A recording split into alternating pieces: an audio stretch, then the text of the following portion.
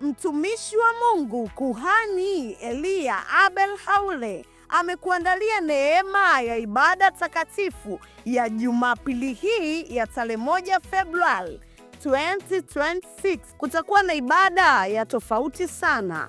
Yesu amemwandaa mtumishi wa Mungu Kuhani Eliya Abel Haule kwa ajili yako. Sipange kukosa ibada hii. Tutakuwa na ibada ya kwanza ya neno takatifu la Mungu ambalo mtumishi wa Mungu atakulisha neno kama chakula cha kiroho ambacho Roho Mtakatifu atakuwa amemtumia kumwagiza aje kulisha watu wake. Hivyo basi usikose ibada hii, inaanza saa 3 kamili asubuhi. Usikose kwenye ibada hii. Na ibada ya pili huwa inakuwa ni ibada ya ufungulivu ya maombi na maombezi kwa kile ambacho umesikiliza mwanzo, neno la Mungu lilojifunza.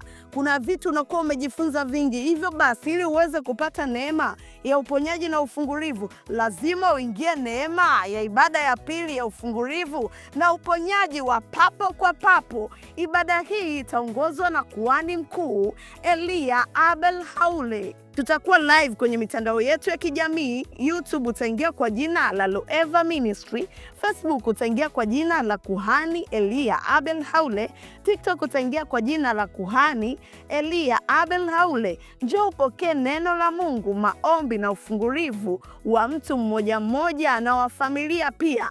Karibu sana, usikose kumwalika na jirani yako, maana hii ni neema juu ya neema ndani ya Kristo Yesu. Fika hapa Loeva Ministry, mlima wa ibada, kwa Kuhani Eliya Abel Haule, Kimara Suka, Golani G9. Unayetokea popote, utapanda gari ya Kimara, utashuka Kimara Suka, utachukua usafiri ambao utakuleta Golani G9. Hapo utakuwa umefika kanisani kwa Kuhani Eliya Abel Haule. Kwa mawasiliano zaidi unaweza ukatutafuta kwa namba